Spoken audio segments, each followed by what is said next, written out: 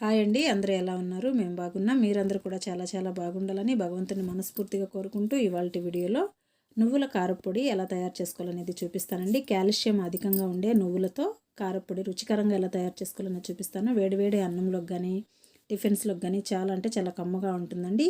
10 నుంచి 15 ఎండుమిరపకాయలు తీసుకున్నాను. ఒక 7-8 బ్యాడిగ మిరపకాయలు తీసుకున్నాను. 1 టేబుల్ స్పూను జీలకర్ర తీసుకున్నానండి. 1½ టేబుల్ స్పూన్ పచ్చిశనగబెళ్ళు, 1½ టేబుల్ స్పూను మినపబెళ్ళు తీసుకున్నాను. పావు కప్పు వరకు నువ్వులు తీసుకున్నానండి. సగము ఎండు కొబ్బరి గిన్నె తీసుకున్నానండి. ఇవన్నీ శుభ్రంగా వేయించుకోవాలి. ముందు స్టవ్ వెలిగించి కడాయి పెట్టుకొని నువ్వులు డ్రై రోస్ట్ చేసుకోవాలండి. మాడకుండా సన్న సెగ పైన మంచి అరోమా వచ్చే వరకు వేయించుకోవాలి. కొద్దిగా నవిలితే మనకి టేస్ట్ అనేది చాలా కమ్మగా ఉంటుందండి. అప్పటి వరకు మనము మాడకుండానే సన్న సెగ పైన వేయించుకోవాలి. ఇవి వేగిపోయాయి, తీసి ప్లేట్లో వేసేసాను.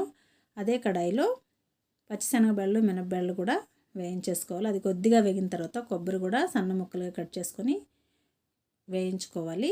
ఇది వేగుతున్నప్పుడే జీలకర్ర కూడా వేసుకొని వేయించుకోవాలండి. ఇవి కూడా సన్న సెగ పైన మాడకుండా వేయించుకుంటే మనకి పొడి అనేది చేదు రాకుండా చాలా కమ్మగా ఉంటుందండి.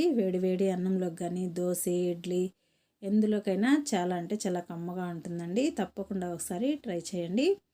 ఈ విధంగా కలుపుకుంటూ వేయించుకోవాలి. ఇప్పుడు ఇందులో జీలకర్ర వేస్తున్నానండి. ఇవి 80% వేగిన తర్వాత మనము జీలకర్ర వేసుకుంటే జీలకర్ర మాడకుండా ఉంటుంది. ముందే వేసినట్లయితే జీలకర్ర అనేది మాడిపోతుందండి. మీరు కావాలంటే ఇందులో ధనియాలు కూడా వేసుకోవచ్చు, కరివేపాకు కూడా వేసుకోవచ్చు. నేను ధనియాలు కరివేపాకు వేయట్లేదండి. చూసారు కదా, ఈ విధంగా వేయించుకోవాలి.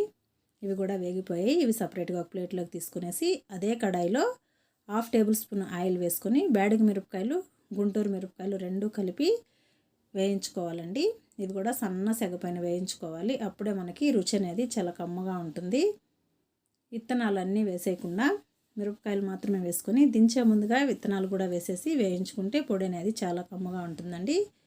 చూసారు కదా, ఈ విధంగా వేయించుకోవాలి. ఇవి కూడా వేగిపోయాయి. ఇప్పుడు విత్తనాలు కూడా వేసేసి వేయించుకుంటున్నాను. మాడకుండా కలుపుకుంటూ వేయించుకోవాలి. ఈ పొడి చాలా అంటే చాలా కమ్మగా ఉంటుందండి. ఇవి కూడా వేగిపోతున్నాయి. మాడకుండా వేయించుకుంటేనే మనకి రుచి అనేది చాలా బాగుంటుంది. లేకుంటే చేదు వచ్చే ఛాన్స్ ఉందండి పొడి. ఇవి కూడా వేగిపోయాయి. ఒక ప్లేట్లోకి తీసుకొని పక్కన పెట్టేసుకుందాము.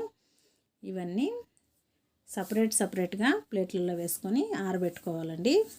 ఇవన్నీ పూర్తిగా చల్లారిన తర్వాతే మనము మిక్సీలో కానీ రోట్లో కానీ దంచుకోవాలండి. ముందైతే పచ్చిశనగబెళ్ళు, మినపబెళ్ళు, కొబ్బరి, జీలకర్ర వేయించుకున్నాం కదండి. కొద్దిగా ఉప్పు వేసి ఇవి కొద్దిగా గ్రైండ్ చేసుకున్న తర్వాత ఎండుమిరపకాయలు వేసుకొని గ్రైండ్ చేసుకోవాలి. అవి గ్రైండ్ చేసేసాను. ఎండుమిరపకాయలు కూడా గ్రైండ్ చేసేసాను. ఇప్పుడు నువ్వులు వేసుకొని కోర్స్గా గ్రైండ్ చేసుకోవాలండి. మరీ మెత్తగా పౌడర్ మాదిరి ఉంటే బాగోదు. అది కూడా గ్రైండ్ చేసిన తర్వాత వెల్లుల్లిపాయలు కూడా ఒక 5-6 వేసుకొని గ్రైండ్ చేసుకొని ఒక ప్లేట్లోకి తీసుకొని పూర్తిగా చల్లారిన తర్వాత ఎయిర్ టైట్ కంటైనర్లోకి ఎత్తుకుంటే మనకి ఒక నెల రోజులైనా ఉంటుందండి. ఈ పొడి చెడిపోదు, అంత రుచిగా ఉంటుంది. తప్పకుండా ఒకసారి ట్రై చేయండి. వీడియో నచ్చినట్లయితే ప్లీజ్ లైక్ చేయండి, షేర్ చేయండి, కామెంట్ చేయండి, సబ్స్క్రైబ్ చేయండి. Thank you.